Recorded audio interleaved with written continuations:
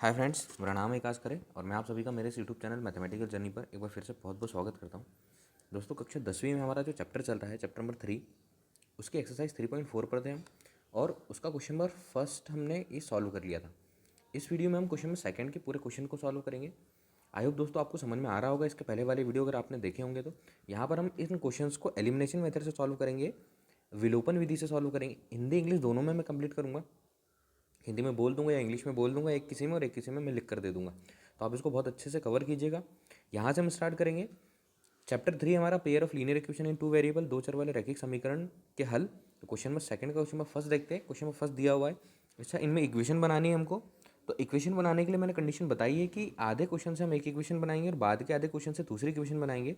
इस क्वेश्चन को पढ़ेंगे, पहले दो इक्वेशन बनाएंगे। जो चीज़ नहीं पता होगी उसको हम लेट कर लेंगे, मान लेंगे कि ऐसी हो सकती है, या एक्स या वाई की फॉर्म में मानेंगे, देन उसके बाद उसको सॉल्व करेंगे।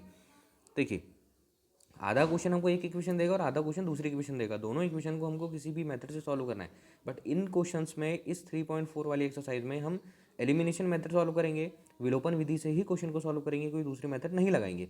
देखिए, यदि हम अंश में एक जोड़ दें तथा हर में एक घटा दें तो भिन्न एक में बदल जाती है। कि वो बोल क्या रहा है कि जो अंश है उसमें हम एक जोड़ दें और हर में एक घटा दें तो भिन्न एक में बदल जाती है। और यदि हर में एक जोड़ दे तो वह 1/2 हो जाती है। वह भिन्न क्या है, मतलब कि भिन्न की बात कर रहा है। अब भिन्न मतलब कि फ्रैक्शन, हमको पता होना चाहिए कि फ्रैक्शन क्या है। फ्रैक्शन की डेफिनेशन क्या है, एक न्यूमरेटर होता है और एक डेनोमिनेटर होता है। अंश और हर वाला नंबर फ्रैक्शन होता है और उसको यहाँ पर हम ऐड कर लेंगे, न्यूमरेटर को अलग ऐड करेंगे और डेनोमिनेटर को अलग ऐड करेंगे। देन उसके बाद उस क्वेश्चन को हम सॉल्व कर लेंगे। भिन्न जो फ्रैक्शन होता है न्यूमरेटर और डेनोमिनेटर, मतलब कि P/Q का नंबर एक परिमेय संख्या होती है या रैशनल नंबर होता है जिसमें Q जो होता है 0 के इक्वल नहीं होता है। तो देखिए, यहाँ पर मैंने इंग्लिश में लिख दिया है, इसको पढ़िए और बहुत अच्छे से कंप्लीट कीजिए। हिंदी इंग्लिश दोनों में कंप्लीट करता हूँ। If we add 1 to the numerator and subtract 1 from the denominator, fraction reduce to 1, वो फ्रैक्शन 1 हो जाता है। It become 1/2 if we only add 1 to the denominator. What is the fraction? अब फ्रैक्शन नहीं पता है तो हम क्या करेंगे, लेट फ्रैक्शन, फ्रैक्शन जो होगा वो हो जाएगा x/y, मतलब कि जो x है वो ये हमारा हो गया न्यूमरेटर और ये हो गया अंश, और जो y है ये हो गया हमारा डेनोमिनेटर, मतलब ये हो गया हमारा हर। तो फ्रैक्शन क्या हो जाएगा, x/y। अब कंडीशन क्या है, केस फर्स्ट, आधे क्वेश्चन से एक इक्वेशन, बाद के आधे क्वेश्चन से दूसरी इक्वेशन। वो बोल क्या रहा है, फिर से पढ़िए कि we add 1 to the numerator and subtract 1 from the denominator. ये हमारे पास रेशनल नंबर है x/y। हम क्या करेंगे, न्यूमरेटर में 1 ऐड करेंगे और डेनोमिनेटर में से 1 माइनस करेंगे, तो जो फ्रैक्शन हो जाएगा वो कितना हो जाएगा, हमारा 1 हो जाएगा। क्लियर बोला, हिंदी में भी लिखा है। यदि हम अंश में एक जोड़ दें तथा हर में एक घटा दें तो एक में बदल बदल जाती है भिन्न, तो हमने एक में बदल दी। अब इक्वेशन से हमको क्या करना है, इससे एक इक्वेशन बनानी है। x+1 is equals to y-1। ये हो जाएगा x-y इक्वल -1 है, यहाँ पर 1 इधर जाएगा तो -1 हो जाएगा। x-y is equals to -1 -2।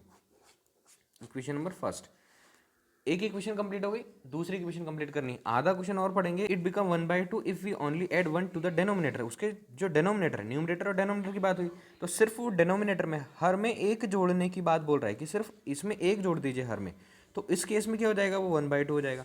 अब यहाँ से हमको एक इक्वेशन बनानी है, तो यहाँ से इक्वेशन बना लीजिए, क्रॉस मल्टीप्लिकेशन कर लीजिए। 2 का x में मल्टीप्लाई 2x इक्वल 1 का इन सब में मल्टीप्लाई होगा तो y+1। इक्वेशन देखिए, 2x और -y इक्वल 1 बचा, ये बनी इक्वेशन नंबर सेकंड। अब देखिए दोस्तों, हमको करना क्या है, हमको एलिमिनेशन मेथड से सॉल्व करना है। एलिमिनेशन मेथड से क्वेश्चन को सॉल्व करना है, तो एलिमिनेशन मेथड लगाएंगे यहाँ पर हम। एलिमिनेशन मेथड क्या है, मतलब विलोपन विधि क्या है कि या आप x या y के किसी भी कोफिशिएंट को इक्वल कीजिए, x के या y के किसी भी कोफिशिएंट को इक्वल कीजिए, देन इक्वेशन बनाकर उसको माइनस कर लीजिए। लेकिन देखिए, अगर आपके पास पहले से कोफिशिएंट इक्वल हो, गुणांक अगर बराबर हो, तो सिर्फ आपको प्लस या माइनस करना है, जिस भी केस में वो विलोपित हो जाए, कि वो एलिमिनेट हो जाए कहीं से भी। अब देखिए, ये y में भी 1 है, इस y में भी 1 है, और दोनों का कोफिशिएंट मतलब सेम है, दोनों में माइनस का साइन है। तो हम दोनों को माइनस करें या प्लस करें ताकि हमारे पास कोई भी एक विलोपित हो जाए। तो हम क्या करेंगे, इक्वेशन 1 माइनस इक्वेशन 2, समीकरण 1 और समीकरण 2 को घटा देंगे। इससे क्या होगा, x - y इक्वल -2, और उसी के नीचे लिख दे रहा हूँ मैं 2x - y इक्वल 1। अब देखिए, जब माइनस करते तो साइन चेंज हो जाता है, प्लस का माइनस, माइनस से क्या हो जाएगा प्लस, और ये प्लस से हो जाएगा माइनस। देखिए, एक माइनस का एक प्लस का कैंसिल, 2x में से x जाएगा तो माइनस का x इक्वल -1 और -2, ये हो जाएगा -3। माइनस से माइनस कैंसिल, x की वैल्यू आ गई हमारे पास 3। तो ये x था उसको हमने माना था न्यूमरेटर, अंश माना था, तो उसकी वैल्यू आ गई हमारे पास 3। हमको वैल्यू चाहिए y की, तो putting the value of x in equation 1 और 2, किसी में भी एक में या दो में, तो समीकरण एक में x का मान रखने पर, समीकरण एक में x का मान रखने पर putting the value of x in equation number 1, x minus Y is equals to -2, ये इक्वेशन नंबर 1 है। x के प्लेस पर 3 minus Y equal -2, minus Y को उधर पहुँचा देंगे y, 3 -2 उधर आएगा तो प्लस का 2, y इज इक्वल्स टू कितना आ गया 5, ये y की वैल्यू 5 आ गई। थर्स कंडीशन क्या थी हमारे पास, फ्रैक्शन जो था हमारा, फ्रैक्शन परिमेय संख्या x अपॉन y जो भिन्न बोला था x अपॉन y, x की वैल्यू हम लेकर आए 3 और y की वैल्यू हम लेकर आए 5, तो ये हमारा answer 3/5। Question, if we add 1 to the numerator and subtract 1 from the denominator, a fraction reduce to 1, यदि हम आंसर हर दोनों में एक जोड़ दे तो वो एक हो जाता है। It become 1/2 if you only add 1 to the denominator, और वह 1/2 हो जाता है जब हम उसमें सिर्फ एक जोड़ दें डिनोमिनेटर में। What is the fraction, fraction हमने निकाल लिया, दो इक्वेशन बनाई और दोनों इक्वेशन से दोनों को विलोपन विधि से सॉल्व किया, एलिमिनेशन मेथड से सॉल्व किया, और हमारा जो आंसर आया fraction x/y is equals to 3/5। I hope दोस्तों समझ में आया होगा। इसके बाद हम इसका क्वेश्चन करेंगे, क्वेश्चन नंबर सेकंड। देखिए क्वेश्चन नंबर सेकंड, 5 वर्ष पूर्व नूरी की आयु सोनू की आयु की 3 गुनी थी, 10 वर्ष पश्चात नूरी की आयु सोनू की आयु की 2 गुनी हो जाएगी। नूरी और सोनू की आयु कितनी है? कंडीशन यहाँ पर ये बोल रहा है कि 5 वर्ष पहले की बात है और 10 वर्ष बाद की बात है, और वर्तमान स्थिति की हमको फाइंड करना है। नूरी और सोनू की अभी की स्थिति हमको निकालना है, उसकी आयु कितनी। 5 वर्ष पहले कुछ कंडीशन बनी थी जिससे हमको एक इक्वेशन मिलने वाली है, 10 वर्ष बाद एक कंडीशन बनेगी जिससे हमको एक इक्वेशन मिलने वाली है। देखिए दोस्तों, यहाँ कंडीशन क्या है, 5 year ago Noori was thrice as old as Sonu, 10 year later Noori will be twice as old as Sonu, how old are Noori and Sonu. ठीक है, तो यहाँ पर मैंने केस बना दिया कि प्रेजेंट केस है कि एज हम क्या करेंगे, नूरी की एज लेट कर लेंगे। यहाँ से डायरेक्ट सॉल्व करूँगा मैं, आप लिखिएगा लेट एज ऑफ नूरी, नूरी की आयु एक्स लेट कर ली, और उसके बाद जो सोनू बची उसकी आयु हमने लेट कर ली, सोनू की जो आयु है वो हो गई वाई ईयर। अब देखिए दो इक्वेशन बनेगी, तो एक इक्वेशन बनेगी 5 साल पहले की कंडीशन से, एक इक्वेशन बनेगी 10 साल बाद की केस से। तो 5 साल पहले 5 ईयर एगो 5 ईयर एगो क्या होगा, इनकी एजेस कम हो जाएगी। आज अगर ये 15 ईयर की है तो 5 साल पहले 10 साल की थी, तो अगर हम 5 साल पहले की आयु निकालेंगे तो ये हो गई नूरी की आयु, और ये जो हो जाएगी y-5 सोनू की आयु। और 10 वर्ष बाद की बात करें तो जो नूरी की आयु हो जाएगी x + 10, उसकी वर्तमान आयु से उसमें 10 जोड़ देंगे, और सोनू की आयु जो हो जाएगी y + 10 ईयर। तो देखिए एक केस पहले 5 ईयर एगो 5 साल पहले क्या कंडीशन थी, 5 year ago Noori was thrice as old as Sonu. जो नूरी की आयु थी 5 साल पहले, नूरी की जो आयु थी सोनू की आयु की 3 गुनी थी। Age of Noori is equals to 3, thrice मतलब 3 से मल्टीप्लाई करना है, 3 इंटू एज ऑफ सोनू। यहाँ से हमारे पास एक इक्वेशन बनेगी। देखिए नूरी की आयु बराबर 3 गुणित सोनू की आयु। नूरी की आयु 5 साल पहले कितनी थी, x-5, और जो 3 गुणित सोनू की आयु कितनी थी, y-5। इक्वेशन बना लीजिए, x-5 ये हो जाएगा 3y - 15, तो x - 3y equal -15 + 5, x - 3y is equals to हो जाएगा -10। Equation number 1। सेम केस एक इक्वेशन बनेगी 10 साल बाद वाली आयु से, तो हम क्या करेंगे, आफ्टर 10 ईयर क्या कंडीशन थी, पहले यहाँ पर क्वेश्चन लिखेंगे, क्वेश्चन पढ़ेंगे, क्या बोल रहा है कि 10 year later Noori will be twice as old as Sonu. 10 साल बाद जो नूरी की आयु है वो सोनू की आयु से दोगुनी हो जाएगी। तो एज ऑफ नूरी यहाँ पर आप लिखोगे नूरी की आयु बराबर ट्वाइस मतलब 2 से मल्टीप्लाई करना है, दोगुनी हो जाएगी, 2 गुणित सोनू की आयु, एज ऑफ सोनू की आयु। तो एज ऑफ नूरी की एज क्या है, 10 ईयर, आफ्टर 10 ईयर x + 10, और ये हो जाएगा 2 इंटू नूरी की जो एज है वो x + 10, और जो सोनू है उसकी age y + 10, x + 10 equal 2y + 20। Equation बना लीजिए, x - 2y इक्वल 20 - 10, तो ये हो जाएगा x - 2y इक्वल 20 में से 10 माइनस करेंगे तो 10। ये इक्वेशन नंबर सेकंड, ये इक्वेशन नंबर फर्स्ट बनी और ये इक्वेशन नंबर सेकंड बनी। अब हमको करना क्या, दोनों इक्वेशन को एलिमिनेशन मेथड से सॉल्व करना है। तो यहीं पर कर दे रहा हूँ। देखिए एलिमिनेशन मेथड क्या बोलती है, विलोपन विधि क्या बोलती है कि आप x या y किसी के भी कोफिशिएंट इक्वल कर दीजिए, और अगर आपके पास कोफिशिएंट इक्वल है तो डायरेक्ट सॉल्व कर लीजिए।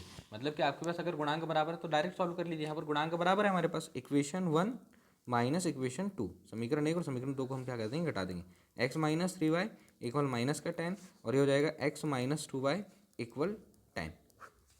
माइनस करेंगे तो ये माइनस, ये माइनस से प्लस और ये हो गया माइनस, ये कैंसिल और ये इसको सॉल्व करेंगे -3y और -2y तो हो जाएगा हमारे पास y और -10 और -10 माइनस का 20। यहाँ पर भी माइनस वैल्यू आएगी, माइनस से minus cancel, y is equals to 20 year. y किसकी एज मानी थी हमने? सोनू की एज। अब हमको चाहिए क्या?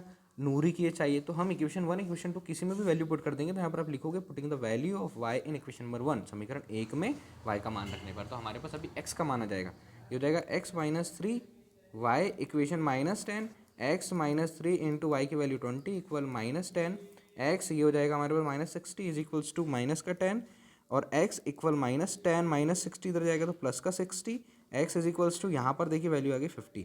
तो x की वैल्यू कितनी हो गई हमारे पास 50 ईयर और y की वैल्यू कितनी हो गई हमारे पास 20 ईयर। तो दोनों की एज निकल गई, एज ऑफ, ये हमने लेट की थी नूरी की एज और ये हमने लेट की थी सोनू की एज। आई होप दोस्तों समझ में आया होगा। पूरा क्वेश्चन चेक कीजिए, थोड़ी सी यहाँ पर लिखना पड़ेगा। लेट माना कि एज ऑफ नूरी और एज ऑफ सोनू और उनकी बिफोर 5 ईयर एज और आफ्टर 10 ईयर एज दोनों हमको फाइंड करना है। देन दोनों से अलग अलग 5 ईयर और 10 ईयर से दो इक्वेशन बनेगी। दोनों इक्वेशन को हमको एलिमिनेशन मेथड से सॉल्व करना है, विलोपन विधि से सॉल्व करना है और क्वेश्चन को बहुत अच्छे से सरल बनाकर हल करना है। इसके बाद देखते हैं इसका अगला question, question number 3। Question number 3 देखिए, 2 अंकों की संख्या के अंकों का योग 9 है। क्वेश्चन अच्छे से क्लियर कर लीजिए। आधे क्वेश्चन से एक इक्वेशन बनेगी, बाद के आधे क्वेश्चन से दूसरी इक्वेशन बनेगी और दोनों को हमको विलोपन विधि से एलिमिनेशन मेथड से सॉल्व करना है। 2 अंकों की संख्या के अंकों का योग 9 है। तो एक इक्वेशन तो यहाँ से बन जाएगी, इस संख्या का 9 गुना, मतलब हमको संख्या का फॉर्मूला पता करना है। संख्या का 9 गुना, एक नंबर है उसका 9 टाइम करेंगे। किस संख्या का? इस संख्या का, जो भी हमारे पास यूनिट डिजिट और टेंस डिजिट बनेगी इसके अंदर। संख्या के अंकों को पलटने से बनी संख्या का 2 गुना है, मतलब संख्या के अंकों को पलटकर भी संख्या बनाना है। इंपॉर्टेंट है, इजी है। देखिए, the sum of the digit of the 2 digit number is 9, also 9 time this number is twice the number obtained by reversing the order of the digit. तो यहाँ क्या लेट करना पड़ेगा हमको? लेट यूनिट डिजिट मतलब इकाई का अंक, इकाई का अंक ये लेट कर लीजिए x, और tens digit, tens digit, tens digit मतलब दहाई का अंक, ये हो गया हमारे पास दहाई का अंक, ये हो गया हमारे पास y। अब देखिए दोस्तों, आधा question the sum of the digits of the 2 digit number is 9। Case first, दोनों के डिजिट्स को, यूनिट डिजिट और टेंस डिजिट, इकाई का अंक दहाई का अंक दोनों को जोड़ने पर 9 आता है। तो ये हो जाएगा हमारे पास x plus y is equals to 9, ये इक्वेशन नंबर 1। बट अभी वो बोल रहा है कि also 9 time this number, number, तो नंबर के लिए फॉर्मूला बनेगा, नंबर का फॉर्मूला बनता है 10 into tenth digit, 10 into tenth digit plus unit digit, 10 into tenth digit plus unit digit मतलब 10 गुणित दहाई का अंक, दहाई का अंक प्लस इकाई का अंक, 10 गुणित दहाई का अंक प्लस इकाई का अंक, ये नंबर बन गया। तो देखिए नंबर मतलब ये नंबर हो गया हमारे पास 10 इंटू दहाई का अंक कितना y और इकाई का अंक कितना x, जो हमने लेट किया, ये हमारे पास नंबर बन गया। अब वो क्या बोल रहा है कि यहाँ से देखिए ऑल्सो 9 टाइम दिस नंबर, इस संख्या का 9 गुना, इस twice the number obtain bye reversing the order. अब ऑर्डर रिवर्स कर लो, तो हम क्या करेंगे? After interchanging, after interchanging, interchanging the digits, हम अंकों को पलटने पर, यहाँ पर लिखोगे आप अंकों को पलटने पर प्राप्त संख्या। तो न्यू नंबर क्या है हमारे पास? न्यू नंबर, अब डायरेक्ट लिख दे रहा हूँ यहाँ पर 10 इंटू, देखिए 10 इंटू 10 टेंथ डिजिट बोल रहा था, 10 गुणित दहाई का अंक, नंबर को चेंज कर देंगे तो दहाई की जगह पर इकाई आ जाएगा, इकाई की जगह पर दहाई आ जाएगा। तो 10 इंटू दहाई के अंक की जगह पर जो टेंथ डिजिट है उसकी जगह पर आ जाएगा इकाई का अंक, मतलब x प्लस वाई। ये बन गया हमारे पास एक नंबर और एक new number after interchanging the digit, मतलब संख्या के अंकों को पलटने पर। कंडीशन, केस सेकंड इसी पर है, केस सेकंड इसी पर बनेगा। वो बोल रहा है कि इस नंबर का 9 टाइम, तो 9 time number 10y plus x, इस संख्या का 9 गुना, जो संख्या बनाई ना उसका 9 गुना, किसके इक्वल है? जो आप नंबर को इंटरचेंज करोगे उससे जो संख्या बनेगी उसके 2 गुने के, ट्वाइस के, तो 2 इंटू 10x प्लस वाई, यहाँ से इक्वेशन बनेगी हमारी। इक्वेशन चेक कीजिए, फिर रिपीट कर दे रहा हूँ कि वो बोल रहा है कि नंबर, तो नंबर के लिए फॉर्मूला बनेगा, तो हमने नंबर का फॉर्मूला बनाया 10 into tenth digit plus unit digit, 10 गुणित दहाई का अंक धन इकाई का अंक होता है। अब वो बोल रहा है कि after interchanging the digits, number को इंटरचेंज करके भी एक नंबर बनाओ। तो डिजिट्स को इंटरचेंज करके जब नंबर बनाया तो 10x प्लस वाई आया, ये न्यू नंबर बन गया। तो इसका 9 टाइम इसके 2 टाइम के इक्वल है, इसका 9 गुना इसके 2 गुने के इक्वल है। तो ये हो जाएगा हमारे पास 90y और प्लस 9x इक्वल, इधर चेंज करेंगे तो ये हो जाएगा 20x प्लस 2y। यहाँ से इक्वेशन बनने वाली है, तो इक्वेशन देखिए क्या बनेगी, 20x को इधर, एक काम करते इसको उधर लेकर चले जाते तो पॉजिटिव नंबर आ जाएगा x, 20x माइनस 9x और प्लस 2y है, 90y इधर जाएगा तो माइनस का 90y, इधर बच गया 0। इसको सॉल्व कर लीजिए, अभी हो जाएगा हमारे पास 11x और माइनस का 88y। पूरी इक्वेशन इधर लिख लीजिए, 11x minus 88y is equal to 0। ये equation number second. Equation number 1 ये है, इक्वेशन नंबर 2 ये है। अब हमको इसको सॉल्व करना है एलिमिनेशन मेथड से, मतलब कि विलोपन विधि से। तो विलोपन विधि से सॉल्व करने के लिए हमको जो कोफिशिएंट होता है, इसका कोफिशिएंट 1 है, इसका कोफिशिएंट है 11, इसका गुणांक 11, इसका गुणांक जो है 1 है, हमको इनको इक्वल करना है। तो यहाँ पर हम पूरा लिखेंगे, here we make sure the coefficient of x equal. यहाँ पर हम एक्स के गुणांकों को बराबर करेंगे, क्योंकि हम एलिमिनेशन मेथड से ही क्वेश्चन को सॉल्व करेंगे। एक्स के गुणांकों को बराबर करेंगे, इसके लिए मल्टीप्लाई बाय 11 इन इक्वेशन 1, समीकरण 1 में 11 से, इसके कोफिशिएंट से, इसके कोफिशिएंट से, एंड बाय 1 इन इक्वेशन 2, समीकरण 2 में समीकरण 1 के x के कोफिशिएंट से 1 से इधर मल्टीप्लाई कर लिया। इसके पहले वाला वीडियो कंप्लीट कीजिए तो एलिमिनेशन मेथड बहुत अच्छे से क्लियर हो जाएगी। यहाँ पर मैं थोड़ा सा स्पीड में बता रहा हूँ। देखिए 11 से इसमें मल्टीप्लाई करेंगे तो 11x प्लस 11y इक्वल 99, इसमें भी 11 से मल्टीप्लाई कर दिया, और इसके कोफिशिएंट से इसमें मल्टीप्लाई करेंगे तो ये इक्वेशन 3 बना, और ये 11x माइनस 88y इक्वल 0।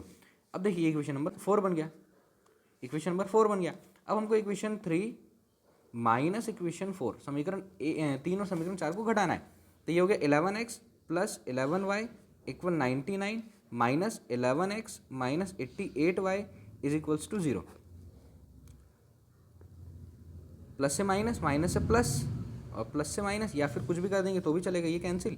ये हो गया हमारे पास 88 में जब हम 11 ऐड करेंगे तो ये हो जाएगा हमारे पास 99y इक्वल, ये सॉल्व करेंगे दोनों को तो ये हो जाएगा हमारे पास 99 y is equals to 99 by 99, इससे इसको कैंसिल कर दिया 1, वाई इज इक्वल्स टू आ गया 1, वाई की वैल्यू आ गई 1। अब हमको x की वैल्यू चाहिए, तो putting the value of y in equation number 1, यहाँ पर लिखोगे आप putting the value of y in equation number 1, समीकरण 1 में y का मान रखने पर। तो समीकरण 1 में जब y का मान रखेंगे, समीकरण 1 है हमारे पास x plus Y equal 9, x plus 1 equal ही हो गया 9, x इक्वल 9 माइनस 1, तो x इज इक्वल्स टू कितना आ गया 8। x की वैल्यू 8 आ गई, y की वैल्यू 1 आ गई, दोनों डिजिट ऐसे, दोनों को सम करने पर 9 आ रहा है। हमको नंबर चाहिए, order of the digit, find the number. तो नंबर का फॉर्मूला लगा देंगे हम, number equal 10 into tenth digit, 10 into tenth digit plus unit digit, unit digit 10 गुणित दहाइक अंक धन इकाइक अंक, संख्या बराबर 10 गुणित दहाइक अंक धन इकाइक अंक। आप यहाँ पर लिखेगा तो 10 into tenth digit, tenth digit क्या लेट की थी हमने, दहाइक अंक y, और y की वैल्यू निकाल कर लाए हम 1, plus unit digit, unit digit, unit digit लाई थी x, और x की वैल्यू निकाली हमने 8, तो यहाँ पर हो जाएगा 8, ये हो जाएगा 10 प्लस 8, और दोनों को सॉल्व करेंगे 18, ये हमारा आंसर। आई होप दोस्तों समझ में आया होगा, बहुत ईजी है। क्वेश्चन नंबर 3 अच्छे से रीड कीजिएगा, क्वेश्चन को समझिएगा, एक एक स्टेप समझ में आएगी तो क्वेश्चन पूरा बन जाएगा।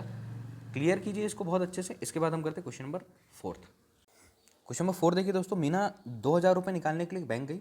उसने खजांची, जो कैशियर होता है, खजांची मतलब कैशियर, से 50 रुपये और 100 रुपये के नोट देने के लिए कहा। उसने सिर्फ कहा कि मेरे को सिर्फ 50 और 100 रुपये के नोट चाहिए। कुल कितने रुपए निकालने के? 2000 रुपये। मीना ने कुल 25 नोट प्राप्त किए, कुल 25 नोट थे उसके पास। याद कीजिए कि उसने 50 रुपये और 100 रुपये के कितने नोट प्राप्त किए।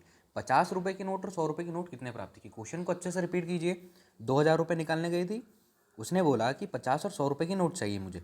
मीना ने कुल 25 नोट प्राप्त किए और 25 नोट प्राप्त किए। अब याद कीजिए कि उसके पास 50 रुपये के कितने नोट थे और 25 रुपये के कितने नोट थे।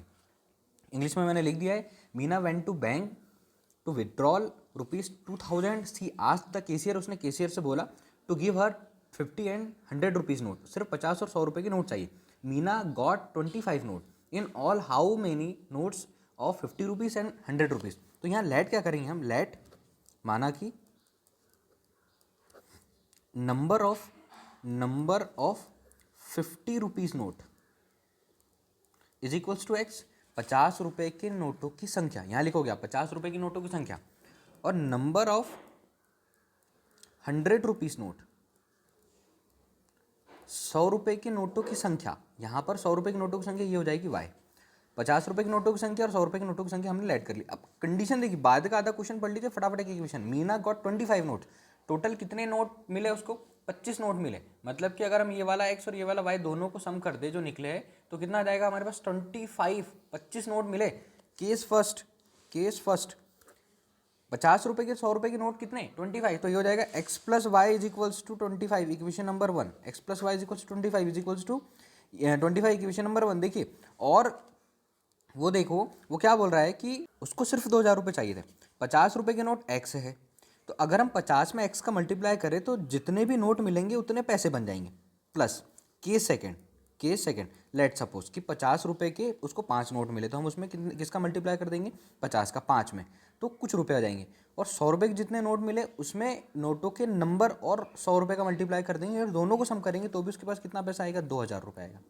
थोड़ा सा समझिए कि लेट सपोज कि हमारे पास 100 के 10 नोट मिले, 100 के, और हमको ये नंबर की संख्या नहीं मालूम है। लेट सपोज इसको x माना है, तो 100 और 10 का गुणा करेंगे तो ये हो जाएगा 1000, और 100 और x का गुणा करने पर भी 1000 होगा। कब? जब ये पता चलेगा कि x का मान 10 है। तो 100 के नोट का नंबर जब पता चलेगा उसमें हम 100 से मल्टीप्लाई कर देंगे, 100 से मल्टीप्लाई कर देंगे तो हमारे पास क्या आ जाएगा? उतने टोटल पैसे आ जाएंगे। तो ये बन गया इक्वेशन नंबर सेकंड। ये इक्वेशन फर्स्ट, इक्वेशन सेकंड, दोनों इक्वेशन को विलोपन विधि से, एलिमिनेशन मेथड से सॉल्व करना है। कुछ equation number first, equation number second.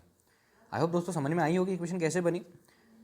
इसको हम एलिमिनेशन मेथड से सॉल्व करते हैं। तो एलिमिनेशन मेथड क्या बोलती है कि आप इक्वेशन 1 और इक्वेशन 2 में x या y के कोफिशिएंट को इक्वल कर लीजिए। x और y के कोफिशिएंट को या तो x या तो y, किसी भी एक के कोफिशिएंट को इक्वल कर लीजिए और दोनों को माइनस कर दीजिए।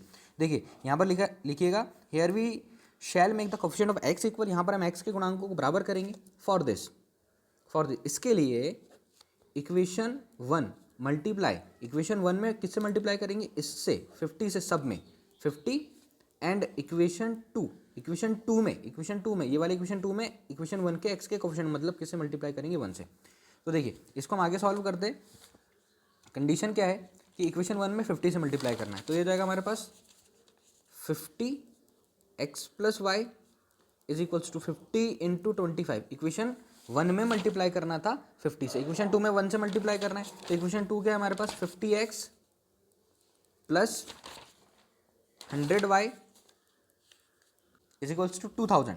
तो करना क्या है? इसमें 1 से मल्टीप्लाई करना है, तो जैसे कि वैसा आएगा। ये हो जाएगा हमारे पास 50x प्लस 50y इक्वल 25 और 5 का मल्टीप्लाई कर देंगे, ये हो जाएगा हमारे पास 125।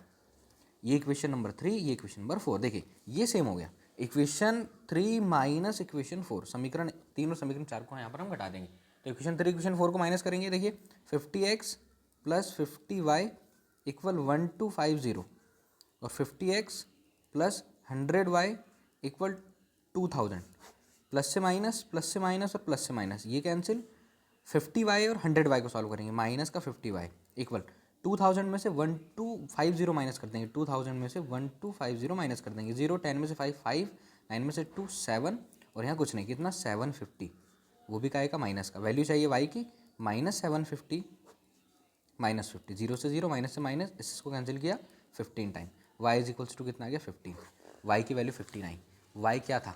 यहाँ पर चेक कीजिए, y क्या था? नंबर ऑफ 100 रुपीज़ नोट, 100 रुपये के नोटों की संख्या, 100 रुपये की नोटों की संख्या y थी। हमको वैल्यू x की भी चाहिए, तो y के मान को समीकरण 1 में रखने पर, यहाँ पर लिखोगे y के मान को समीकरण 1 में रखने पर, putting the value of y in equation number 1। Equation 1 है x plus Y equal 25, x plus y की प्लेस पर 15 इक्वल 25।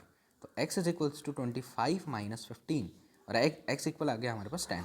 तो जो 2000 रुपये लेने गई थी और उसको 25 नोट मिली, तो 2000 रुपये में 25 नोट में से 10 नोट थी 50 रुपये की, तो 10 इंटू 50 प्लस 15 नोट थी उसके पास, 15 नोट थी 100 रुपये की, तो 15 गुणित 100, टोटल पैसे ये हो जाएगा 500 प्लस ये हो जाएगा 1500, तो ये हो जाएगा 2000। ठीक है, और 15 और 10 को ऐड करेंगे तो 25, 25 नोट मिली, टोटल हमारा आंसर आ गया। आई होप दोस्तों समझ में आया होगा। इसके बाद हम करेंगे क्वेश्चन नंबर लास्ट वाला इसका। और अगर अभी तक मेरे चैनल को सब्सक्राइब नहीं किया तो प्लीज़ मेरे चैनल को सब्सक्राइब कीजिए, शेयर कीजिए, कमेंट करके बताइए कि वीडियोस कैसे है, मैथमेटिक्स कैसी है, सारी चीज़ें क्लियर हो रही है नहीं हो रही है। देखते क्वेश्चन नंबर अगला। क्वेश्चन नंबर 5 देखिए दोस्तों, किराए पर पुस्तकें देने वाले किसी पुस्तकालय का प्रथम 3 दिनों का एक नियत किराया है, 3 दिन का फिक्स चार्ज है। कितने ही दिन ले जाओगे, 10 दिन लेकर जाओगे तो 3 दिन का एक चार्ज पहले लेकर रख लेगा और बाकी जो दिन बचेंगे उसमें हर दिन का किराया होगा। उसके बाद प्रत्येक अतिरिक्त दिन का अलग किराया है। सरिता ने 7 दिनों तक एक पुस्तक रखी और 27 रुपये अदा किए। 7 दिन रखे, 3 दिन का पहले ले चुकी थी और 7 दिन रखे, मतलब बचे 4 दिन। तो 4 दिन में हर दिन का किराया उसको अलग देना पड़ा। जबकि सुशी ने एक पुस्तक 5 दिनों तक रखने के 21 रुपये थी। 5 दिनों तक रखे तो शुरू के 3 दिन को पैसे दे दिए थे, 2 दिन के पैसे भर दिए प्रत्येक के हिसाब से। नियत किराया तथा प्रत्येक अतिरिक्त दिन का किराया। बहुत ईजी क्वेश्चन है, फटाफट इंग्लिश में पढ़ लेते हैं, उसको सॉल्व करते। A lending library has fix charge for first 3 days. तो यहाँ पर हम लेट कर लेते पहले, late charge of first 3 days equal X rupees. Fixed जो चार्ज था, फिक्स्ड चार्ज है ना, फिक्स्ड चार्ज एक्स हो गया। शुरू के 3 दिन का किराया एक्स रुपये है, ठीक है। और charge of each extra day